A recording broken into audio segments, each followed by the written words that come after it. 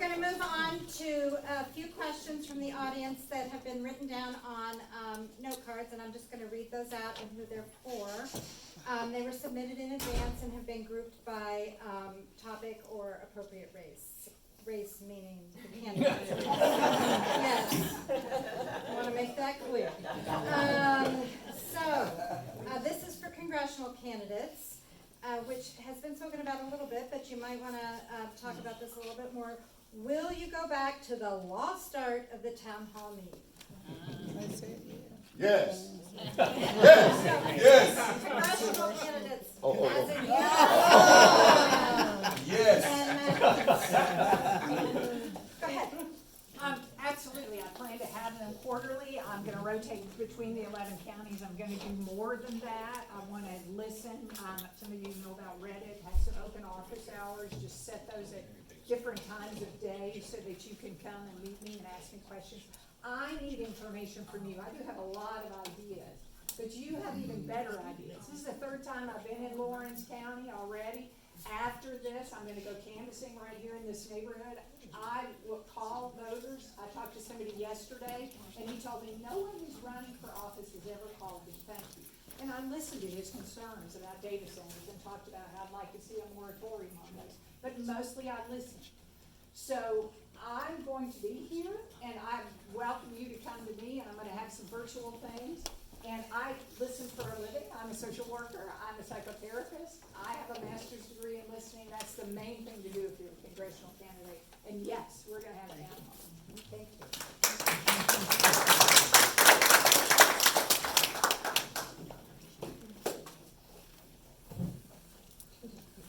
I just want to be straightforward with you.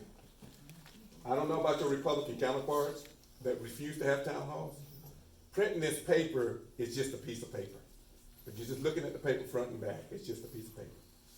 But to have somebody actually in front of you and come and sit down and hear your feelings, it makes a difference.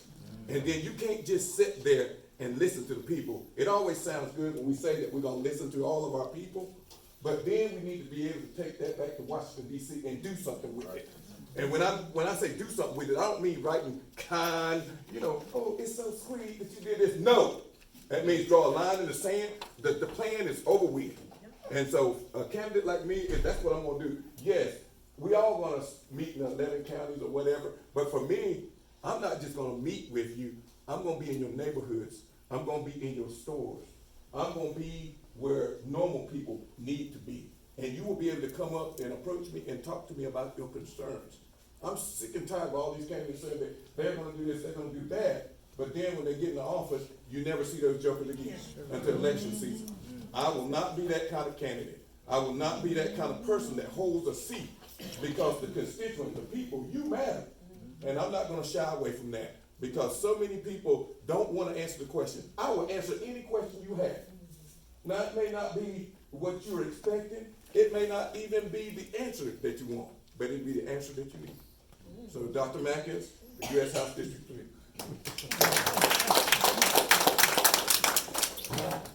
Here's another question for the congressional candidates.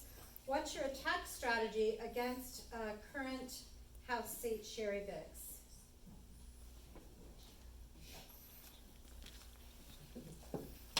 Miss Sherry Biggs, I call her, but she has a doctorate just like me. I have a doctorate in educational leadership. She has a doctorate in nursing. She's a U.S. Army veteran. I'm a U.S. Army veteran. I'm a senior vice commander of VFW Post 6089 in Anderson, South Carolina. We all are extensively educated. My attack will be for her simply as this. Listen to these words. Real simple. I'm going to ask her, when are you going to stop being Trump's mouthpiece and start thinking for yourself? And that's the problem. They got to think for themselves. There's so many times that Trump just tell them what to do. If I wanted somebody like that, listen, I'm even taking it even further. If we wanted people like that in office, we'd just get a robot and put it up there and say yes, we want it to say yes. And so there's too many times that we get people like that in office. You got to be a critical thinker. I teach my students, and I'm retiring at the end of this year. I teach my students every day. You need to be a critical thinker. Look at all the information and then make a determination based on the information, not how you feel, based on the information. And so as a representative for the people in U.S. Congress, I guarantee you, I will listen to what you have to say. I'm gonna look at the facts, and then I'm gonna put it all together, and then I'm gonna use it to make a critical thinking decision for all of us. And not just one race of people, but all people. And that's the problem here. We don't have a thinker in that position right now. So yes, I'm running to replace Sherry Biggs, and like I said before, I'm gonna retire her.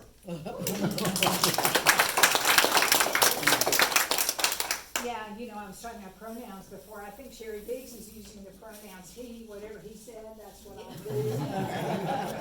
Me, how can I make money off this office like Trump is making money off this office? That's right. And she is.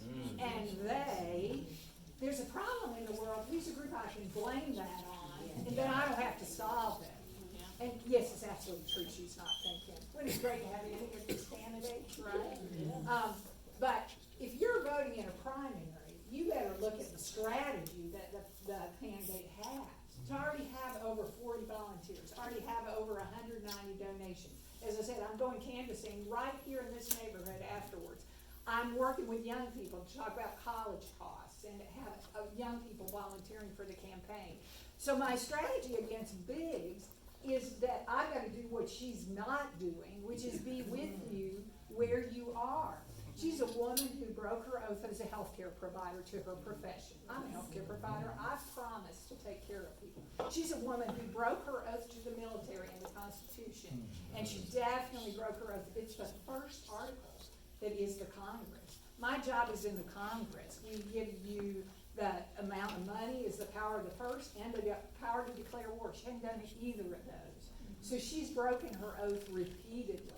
And that's when I go out there, that's what I hear. I'm talking to voters all the time, and they're telling me, yeah, she doesn't do anything. She writes me back and hadn't heard what I said, right? So we've just got to be out in the community talking and letting people know, here's somebody that believes in the oaths I've taken, and I'm going to follow them. Thank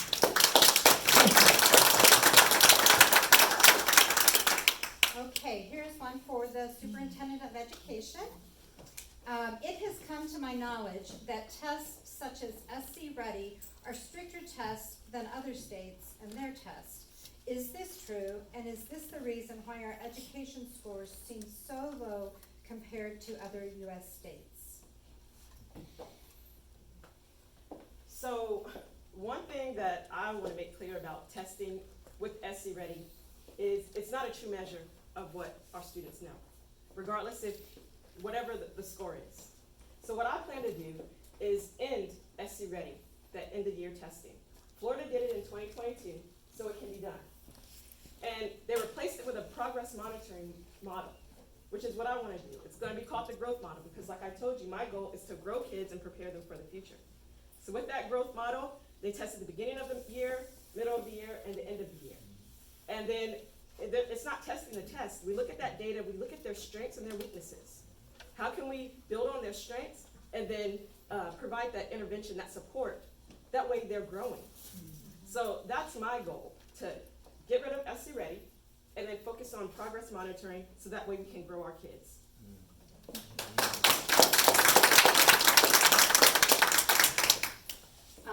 There is truth to that statement. When we talk about the fact, people say, well, we're 43rd in the nation. My response is, but you're comparing apples to oranges to melons to pineapples, because every state, federally, we have to have a state accountability system, but the states get to make that up. And so we have 50 plus Puerto Rico different accountability systems. And so yes, you're not comparing like to like to like.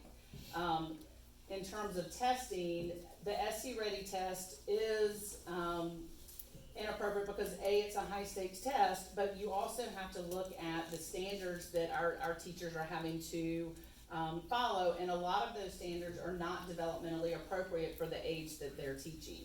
When you're talking about first grade, and those first grade students who are 6 years old are expected to do a text-dependent analysis, that's unrealistic for a 6-year-old, right? Because their brain is not developed to that point. And so what we've got to do is not only look at and refine and move away from the one-day high-stakes testing, but we've also got to reevaluate the standards to make sure that they match where a student is developmentally in their growth. Where if we keep pushing more and more high school credit classes into middle school, but we know that the brain of a middle school child, bless their hearts, is all over the place. They're not developmentally ready for that set of standards. And so it's a lot of pieces that we're gonna have to reevaluate. I want us to make sure that we are testing the growth of the student, and you can't do that in a one-day test that really doesn't even test academics. It tests their ability to stay locked in. And so we're not, we're setting students up for failure because we expect them to sit and be focused for 2 hours, 3 hours on a test, where again, they don't have the attention span to do it. So we've gotta get back to the basics of how kids learn and measuring that learning in a way that makes sense.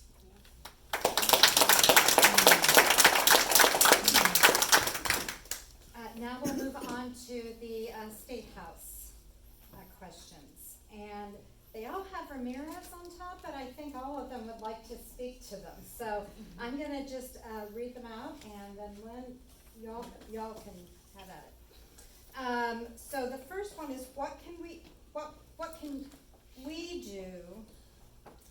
do to promote, protect, and support our public schools in SC? I think that would be appropriate for the superintendents as well, but it was directed towards you, so. What can we do to protect? Promote, protect, and support our public schools in SC. Well, I would say if we have a good superintendent in there, the job will be easy. On a state level, we need to stay out of their way. We need to stop wasting time banning books. Banning books don't account for the low level of our education in this school. So I would elect leaders that can do a good job and then back them up.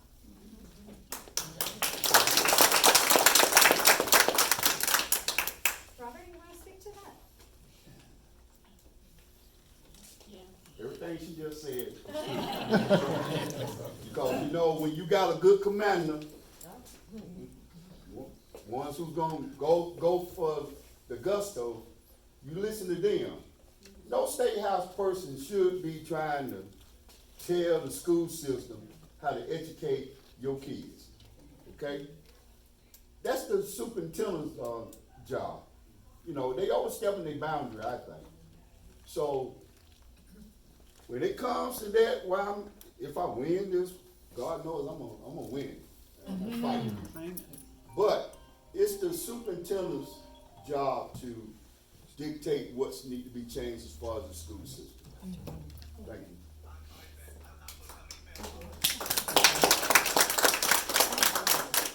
Yeah, you can speak to it if you want. Sorry. So, things that were highlighted was collaboration, building that relationship. That's what's important about the role of superintendent. And so that's why I've been going around building relationships with people on the local level, the state level, and actually the national level. Because it's gonna take all of us working together to improve education here in South Carolina. So it's not just at the state level that you can, point the finger. We've also gotta work with our local superintendents, our local school boards. They have an influence in what's happening in your schools. That's right. So it's very important that we have that collaborative relationship, talk to them, and we all work together to elevate education in South Carolina.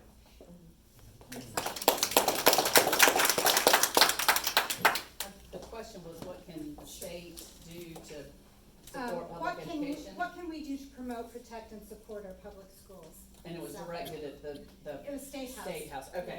So State House candidates can support public schools with the funding, right? They're the ones that create the appropriations bill, the budget, in order to fund our state programs. Currently, the K through 12 budget is the biggest piece of our state budget. And we talk about the fact that we have been underfunded since 2008.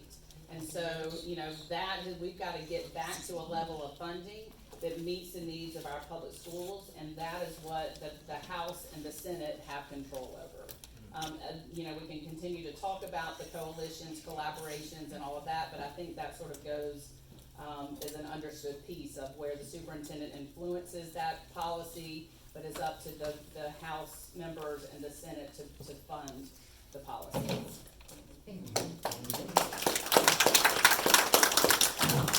Alrighty, State House, what are your concerns and opinions about land development and the impact on farms and agriculture in Lawrence County, and the state? Robert, would you like to speak to that first? You know what, I just got answered that question about 4 days ago. Lawrence County is a county that is known for farming. I stayed in Lawrence County until about 6th grade. My father worked on Mr. Nat Sims' place off of 49. I grew up with the mayor of Lawrence County. My father worked that farm with those two brothers. I learned how to drive tractors when I was young, helping him out there in the fields and stuff. And when he finished that, then he went to work at the glass factory. So I'm very familiar with Lawrence County because I grew up here. I was born in Union County. I stayed here to the 6th grade. So the farmland and agriculture is a very important part of this state. And when you got the people up in DC and then the people down at the State House is not giving the farmers the right kind of funding to be able to continue their business as good farmers, that's a problem. That is a problem. Thank you so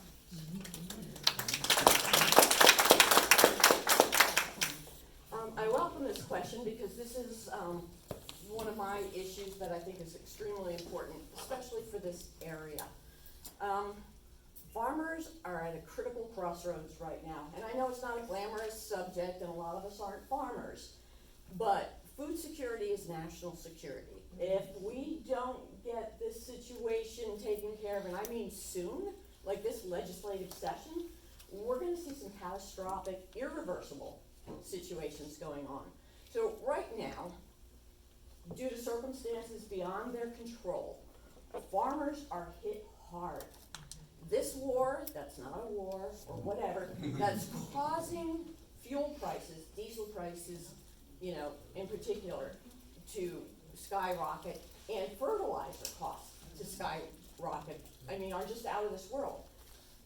Combine that with a historic drought South Carolina is going through right now, and you just have a major disaster set up right now.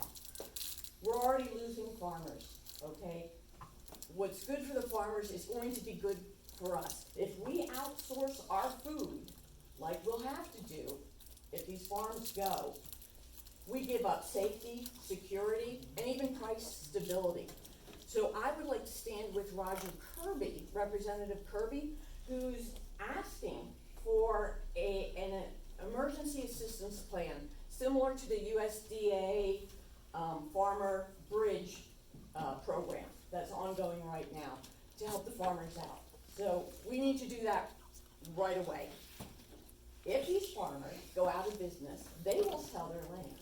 We have these huge data centers ready to come in, and we've already, the state has already refused to pause the tax incentives that are given to these people. And I'm going to beg for some overtime right now. If y'all give me a little encouragement, because these data centers are allowed to go forward without any studies on the impact on the environment, on the communities. They're going to do nothing to raise your tax base because people aren't going to move in. Your property values will go down. It's a big problem. Thank you.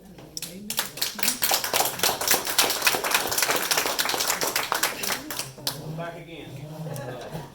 The biggest thing I see that's plaguing farmers is the outsourcing of their property.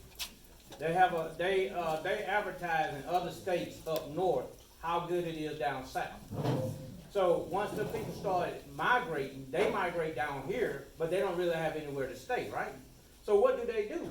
Our state government is giving incentives to these developers to go in and buy farmland. And when they buy this farmland, they build these super communities of houses that they just throw together overnight. That to me is detrimental to our living down here. And what we need to do in order to combat that is get our, state government to make sure that they give these farmers their just due. Because I would rather eat crop from the upstate than have to have it, boat in from Brazil, Australia, where we get a lot of beef.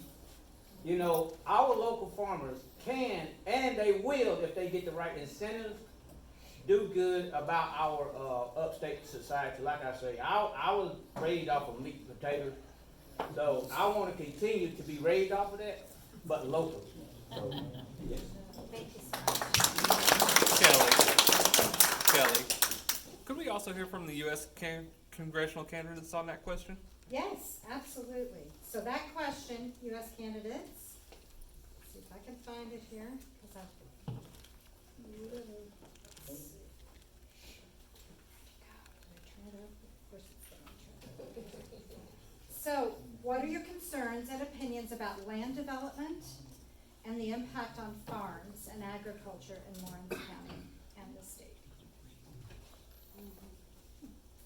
Well, first of all, I am a farmer. I sell products on the Clemson Area Food Exchange right out of my yard, and I buy from local farms, very small scale. But I care about regenerative agriculture. Farms are gonna be in trouble if we keep running the world the way we are right now.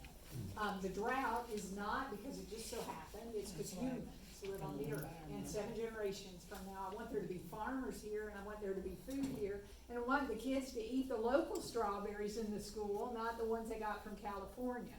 Did you know that something like 40% of the ships going back and forth across the ocean are bringing fossil fuels? What if we got rid of those and used a different kind of energy? Did you know that in Australia, they're gonna be giving away 3 hours of free energy in the summer, because they got so much energy and not enough batteries? We could have a better future if we just changed policies, and they are federal policies. Now, farmers, we subsidize milk, we've got too much of it. I'm not saying take away milk subsidies, but let's subsidize regenerative farming, where you take the poop from the cow and put it on the land, and that is better than having a place where all the cows live together, industrial, right? So I've studied this at length. I've worked on environmental causes for 3 decades. I could talk to you more about that, but yeah, we've got to support local farmers. I've worked in my local school to teach children about, so when my kids were in school, I collected the apples and taught them about how that turns into dirt. I taught them how to bring lunches without trash. I taught about the environment and have been doing this work for decades, and I want to take it to Congress because it's more of a problem than just District 3. It's a world problem, and we all got to work together. Thank you.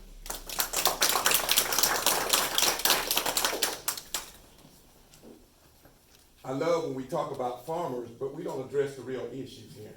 Of course, we all support local farmers, but I think we gotta take it one step further. I think we gotta educate the farmers to stop voting against their own best interests. And then, once we do that, then we can actually reach out and help the farmers. Am I on board with the package that they're offering down in Columbia? Yes, we need to have local food. Everybody knows that. If you get food from outside the country, it doesn't go through all the FDA approval ratings, all those things, you can be eating trash. Nobody will never know it. But I'm telling you this, yes, we support farmers, but we gotta educate them that if you're gonna vote for a candidate, then you need to vote for the candidate that supports farms. And you can talk with me and my wife right now. We have a small little area that we grow food, because I don't know what might happen in this country. I don't want to be sitting at home and starving and not be able to have access to food. And I think everybody in this room feels that way. And we can talk about subsidizing farms and getting them what they need, but you can, it's just like they said in the Bible. You can teach them, you can give a man a fish, or you can teach them how to fish. And if we teach our farmers how to vote for the right candidates and get what they need, we wouldn't be in this situation in the first place. Thank you.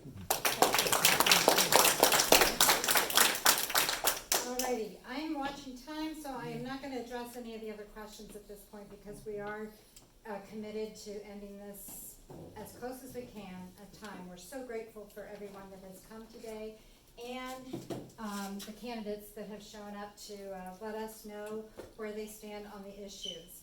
So now we'll move on to closing statements. Each candidate will have 3 minutes, and we'll follow the same order as we did in the opening statements. So that would be congressional candidates first. So Dr. Mackins, would you like to do your closing Sure. statement? Let's do it. How long is this again? 2 minutes. Okay. Yes, sir. Thank you. First of all, I'm Dr. Ernest Mackins for House District 3. We can get any candidate or any person to go to Washington, D.C., but I think you need, at this point, a fighter in Washington, D.C., who's well-educated, who understands that it's not just about the candidate themselves. It's about helping their constituents, the people like you who get up every day and vote for them, the people like you who get up every day and come to the meetings and hear what they have to say. Yes, I stand on my 4 core principles, which is affordability, accountability, health care, and rights for all women. And I'm gonna say this before I close. I'm gonna take this real simple. All the women, when y'all stood up in the room, y'all were the majority of the people. You guys, and y'all here are doing an excellent job. I want you to go find another woman and tell them to stop voting against their best interest and come over here to this party and start voting for the right interest. And that's what it's all about. And so I'm telling you, if you go to my page, Mackins for U.S. House District 3 or ushouse.com, you'll find all the information you need about me, and you'll find out that I am the most qualified candidate to take on Sherry Biggs. Thank you.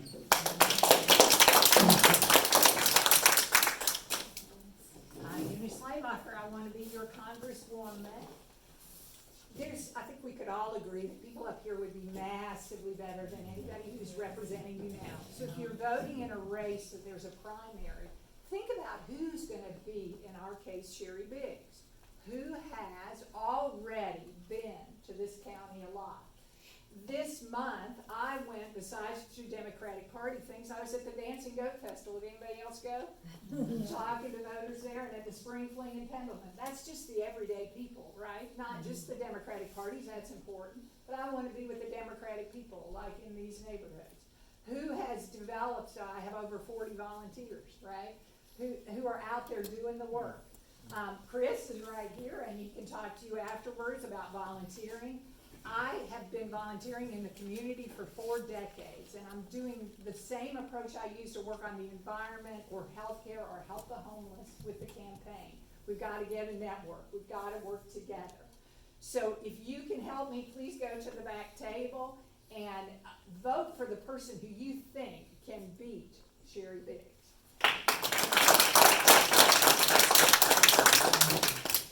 So my name, again, is Sylvia Wright, and I am your candidate for State Superintendent of Education. I am the most qualified candidate for State Superintendent of Education because I have worked at every single level. I've worked at the classroom level, the school level, and the district level. I'm also a military one. I've taught in different states, and I've taught in different school settings. So I bring a global perspective to this position. I'm also personally invested. My grandson will be entering into public schools in the next 2 years. So what I want for him, like I said, I want for your kids and your grandkids. So please join with me at Wright2026sc.com. I need volunteers, I need donations, and most importantly, I need your vote on June 9th. Thank you.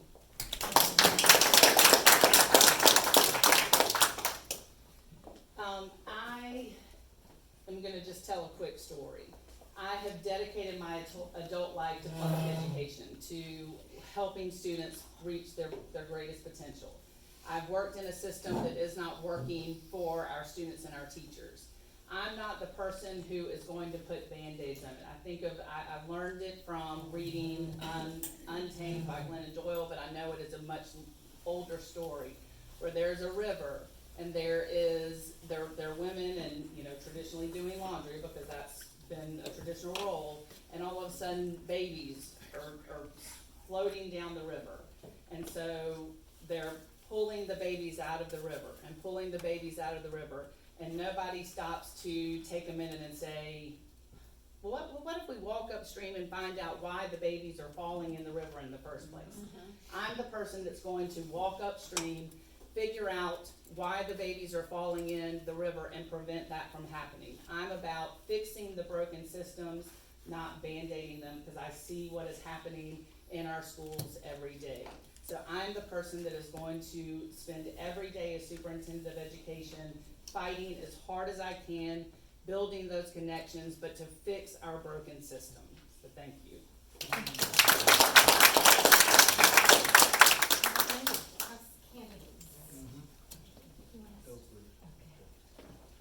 Once again, I'm Johnny Estritch. I'm running for House Seat 9 here in Anderson, South Carolina. The only thing I have to add to that is, like I said, accountability and responsibility. I'm going in as a policeman. My job is not to be bought. My job is not to be rolled over on. I'm not gonna play that. My job is to bring transparency back to the people so they can understand. My other job is to make sure that I'm working with everybody on this panel, plus, in order to get some accountability and transparency. That's my only job, is to serve the people and to serve them right. Thank you.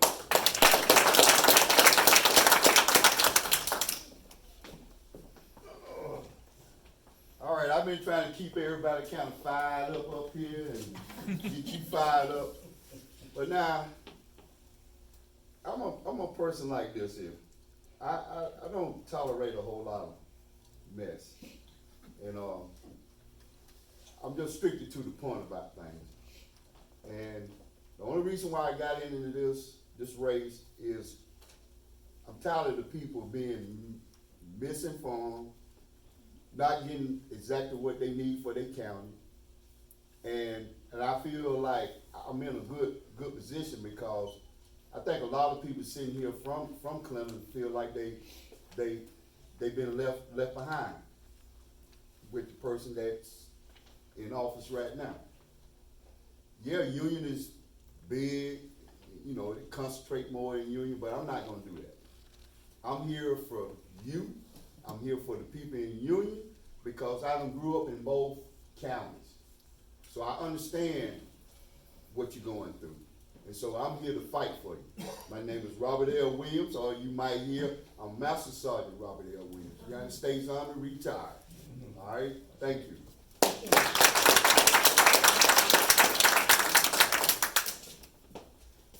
I carry notes just to keep me on topic because I could talk forever about so many of these issues. And I know this is the choir here, so I'm gonna resist that. But I'm gonna let you know a couple of things that are going on in our house right now because it's coming fast and furious. Of the over 100 bills that have been brought up, 66% of them have been brought up in the last 3 weeks, you know, as we're winding down the session.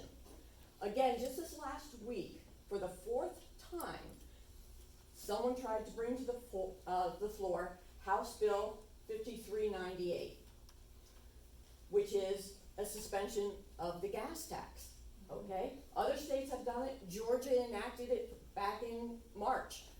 But no, they wouldn't even bring it to the floor. And this is the games and the wasting of time and money. Now, there's a good chance that, you know, coming down to the wire, they're gonna bring it up to look good, you know, and magnanimous and say, oh, it was their idea. But this has been brought up at least 4 times now, okay? Spending time in our tax dollars to sit there and talk about renaming a highway Trump Highway does nothing to help anyone in this room. I would argue to say anyone in this state. It doesn't help anything. How about the world? Yeah, yeah. After 20 plus years of Republican rule that has failed to lift South Carolina out of some of the worst metrics, infant mortality, maternal mortality, education, I mean, there's a long list. It's time to stand up, and stand up in a big way. So, I am your Democratic nominee for House District 16. I'm confident I have your vote, and I thank you for it. But we need to get out and tell other people. In the over 30,000 people in my district, I want to reach every single one of them, where they say, oh, you know, don't go to the Republicans. I know there are Republicans that are tired of this game and are willing to do something. Pragmatically speaking, realistically speaking, I need financial support to reach them. I plan to do social media, I plan to do mailers. So if you can help me reach your neighbors, I would be very grateful. What's your Thank name? Thank you to all of our candidates for coming today. And thank you to everyone who attended. Forums like this are a very important part of local civic engagement, and we appreciate your participation. We invite you to stay if you can and connect with the candidates and continue the conversation. I'm sure they would love to have your support, both financially and as a volunteer too. So there's, yes ma'am.